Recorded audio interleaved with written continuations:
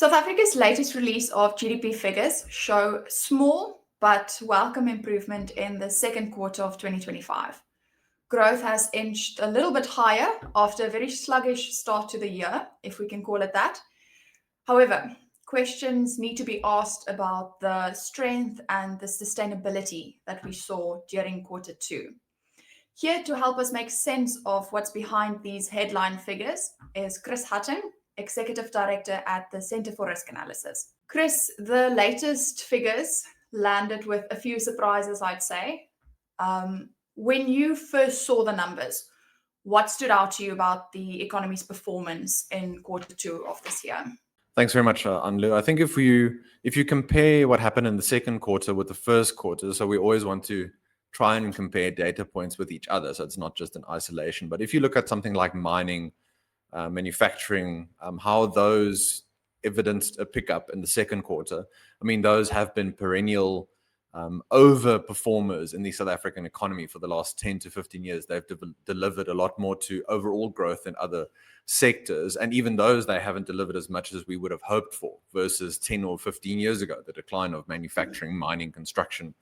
You know, in terms of economic output, in terms of value add, the government loves to talk about beneficiation and value add and those sorts of things, but those sectors haven't really performed like they should be doing. And also from a sort of labor absorption point of view, you want those sectors to be growing as much as possible, given our unemployment situation, but also given what should be our demographic dividend, where we have a young, growing population that should be participating in those kinds of sectors, ideally as most as possible. Given also that South Africa is so commodity rich, we export so much, we should really be utilizing those sectors as much as possible. So those sectors and their contribution, their uptick in the second quarter, I will say it was before US reciprocal tariffs were confirmed and announced. So there could have been an element of exporters really pushing to get their goods out before those reciprocal tariffs were confirmed. So we'll need to see how that contrasts with the third quarter. And then secondly, the overall uptick versus the first quarter, where we had 0.1%, if you want to call it growth. The second quarter, 0.8%. So on the surface level, an improvement. You've seen over the last year how the GNU has been good for South Africa from a sentiment point of view, for the strength of the rand, the JSE up, I think one of the best performing emerging market indices of all. But that hasn't translated into real economic growth or fixed investment or job creation. But maybe this 0.8% is the start of that bigger upswing. I say that with all sort of caveats and serious realization of the many structural barriers that remain to get us consistently above 1%, 1.5% even to make sure that economic growth matches population growth. So I want us to get to the demand side of the economy, where we look at the household consumption and interest rates and how that affected the latest round of GDP numbers. However, before we get there, I want to just quickly pivot to the supply side and look at some of these sectors. You mentioned these sectors that had some nice gains. We saw 8 sectors, and the biggest ones amongst these were manufacturing, mining, and then, of course, trade. They each contributed like 0.2 percentage points to GDP's overall growth. So let's look at mining for a moment. We just got the second quarter two, or we're in the second half of the year. We just got quarter two data. We're already waiting for figures for quarter three. Mining output just recorded the strongest quarterly performance since 2021. What can we read into it from the reliance on commodity-driven growth from quarter two as we go into quarter three? What should we keep in the back of our minds, particularly concerning perhaps some volatility in global commodity prices, some limits in our own production capacity, and how does this affect our full-year growth outlook? I guess the bottom question, the one question on everybody's lips is, does this translate into high economic growth for the entire year? I don't think just yet, because it's also taken with the 0.1% in the first quarter, so the quarter-on-quarter performance in the first quarter, we need above 1%, 1.5% in the third quarter and the fourth quarter to get us close to 1% and above for the whole year. If you compare that also with our performance in the previous few years, I mean, year on year, the economy now only grew by 0.6%, and versus 2024, it was 0.5%.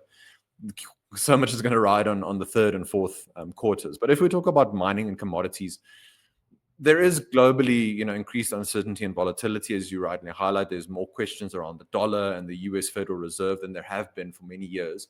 So that means markets and investors do tend to pivot towards safe havens where possible. Now, the dollar has been for many years one of those classic safe havens, but also you still have commodities, so especially gold and things of that nature. So South Africa, I think, has benefited a little bit from that mini commodities boom, as it were. It's not like it was a few years ago that South Africa could ride this massive commodities boom, and other countries can as well. I mean, Botswana is so reliant on diamond exports as an example, another country in our region. So many of these countries benefit from the commodity upswings, and then when sort of rainy day comes, they haven't been saving or investing or planning for it, really, as we're seeing now in the global environment. So I think there's the commodity, maybe a small element of that, but there's also, and one should acknowledge, I think the over the last 12 months, the improved performance of Transnet, where I know it's a low bar to begin with, but there has been improved performance in terms of just volumes on rail, getting it out through the ports. There's been more investment in basic equipment, especially at the port of Cape Town. Still not at the levels where it should be. We'll see later this year where our ports rank once again, if they've moved up from the sort of bottom of the world rankings, as it were. South Africa does so well in many sports areas in world rankings, but unfortunately not in logistics performance. So we'll see if that also then continues. So if Transnet is really getting its house in order, then our exporters, our miners, they can continue to count on that logistics support and help them to continue to contribute as much as possible to overall GDP activity and overall growth. So you mentioned transport, and let's look at it for a moment. Transport and logistics actually shaved off the headline number, with land transport and support services both weaker in quarter two. And this is, as you mentioned, even as reforms at Transnet and other logistics initiatives are underway. So my question, I suppose, is this the lag before these policy changes actually feed through to activity? We have seen some higher numbers in terms of transport, people actually making use of transport. But are we still expecting to actually see these positive initiatives and these positive policy reforms feed through in GDP numbers when we consider transport and logistics? So the sort of ivory tower or dry academic or technical, analysis will tell you, yes, it's a given that if those things work, it will feed through. But then you have to take that in concert with things like business confidence. You have to take it in concert with household expenditure and consumption and business consumption, business investments.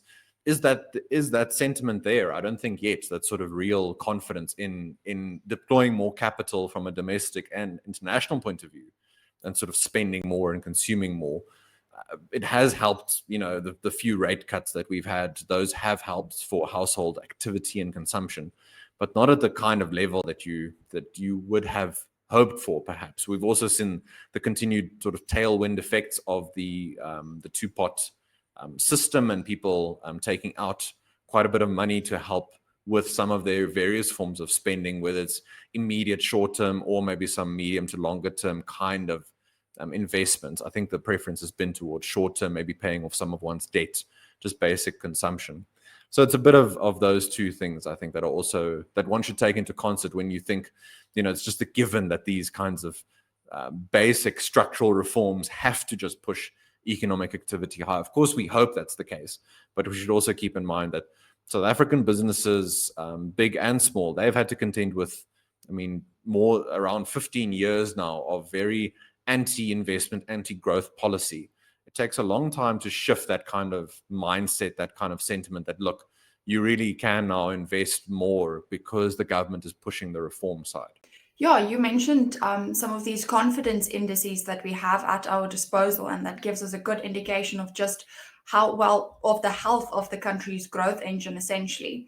And we see particularly for GDP figures, construction also lagged, and it's now been lagging for 3 consecutive quarters. And if you look at the actual confidence index, the building confidence index, which the Bureau of Economic Research publishes, you see that it's in deep negative territory across the entire building pipeline.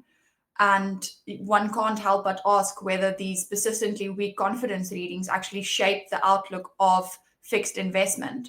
And that's something that we particularly saw in the GDP figures is gross fixed capital formation. And we know that it's well below global norms. But if you look at the bigger graph and you actually see the sliding pattern, what do you think it signals about the structural obstacles in our country and our economy, rather? Are we looking at a confidence problem, or are we looking at a problem where the way that capital is allocated by the private sector is just negatively affected by our policies? Which policies are still standing in the way of reform and of better fixed capital investment, essentially? If you drill down a bit and talk about what does gross fixed capital formation represent and real fixed investment. So if you talk about investments in heavy plant equipment and machinery, in roads, bridges, in the kinds of capital that tells you you're taking a bit of a punt and a risk here on a given country.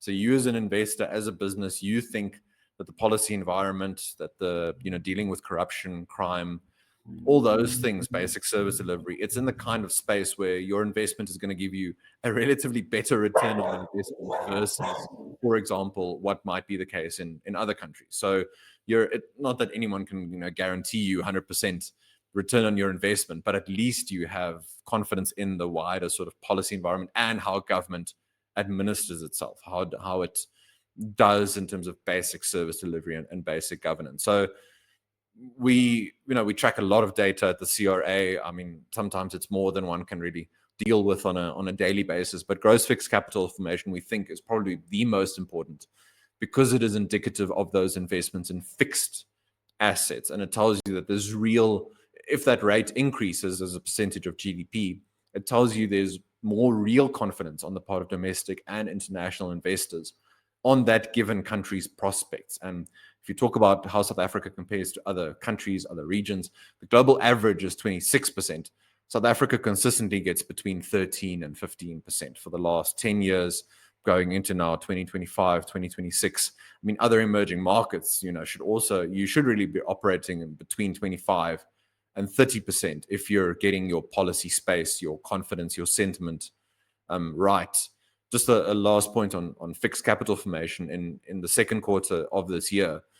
That particular data point, that reading, gross fixed capital formation decreased by 1.4%, and that was the third consecutive quarter of decline. So despite the positive sentiment around the GNU, despite some of the rhetorical reforms at Transnet, you've had Eskom keeping the lights on, you haven't seen that translated into what we think is this very important measure to tell us that there is a real rising confidence in the South African economy. And also keep in mind, should gross fixed capital formation pick up, it's a good lead indicator of growth in the next 2 to 4 months, 2 to 6 months maybe, because it does tell you that things are ticking upward. So if we can get between 18 and 20% consistently, that tells you, okay, there's a bit of a bigger trend emerging here, but I don't think we should, don't put all of your eggs in the one basket that was 0.8% overall growth in the second quarter. Yeah, and if we look at something particular, you mentioned now that this confidence isn't yet translating into people actually, or private companies actually investing in gross fixed capital formation. If we look, for example, at the Civil Confidence Index, which is also published by the Bureau of Economic Research, you see that there's nearly 60% of contractors still remain negative, despite the hope for future reform and future projects. So even despite the lights staying on, which is a massive help, of course, we still don't see that confidence push through in the actual GDP activity. And then, of course, gross fixed capital formation activity. So I want to pick your brain for a moment so that we can get a sense of how much this bit of recovery that we saw in quarter two leans on perhaps one of the important policy levers that we have at our disposal. So consumer activity was quite upbeat in quarter two, if you can call it that. We saw trade, catering and accommodation showing its best performance since early 2022. And of course, then household consumption increasing for a fifth consecutive quarter, which is quite good. How much of the gain that we saw in the second quarter do you think came from monetary policy changes? Perhaps some spending increasing because borrowing costs dropped. And here's where the picking your mind comes in, is do you think if we see rate cut, the cycle pause, how vulnerable do you think this momentum that we've seen in quarter two is to actually losing the support of lower rates?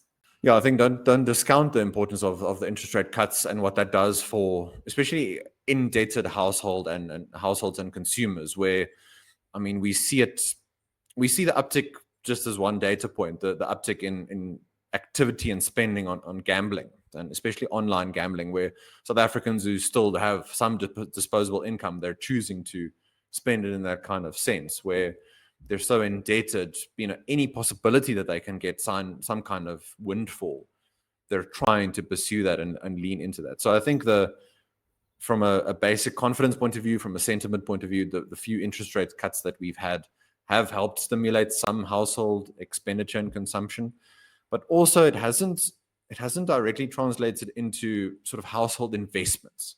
And when you talk about improving your home, again, those more fixed kind of investment versus just from a consumption point of view. So it has helped a little bit, I think, from the sentiment point of view.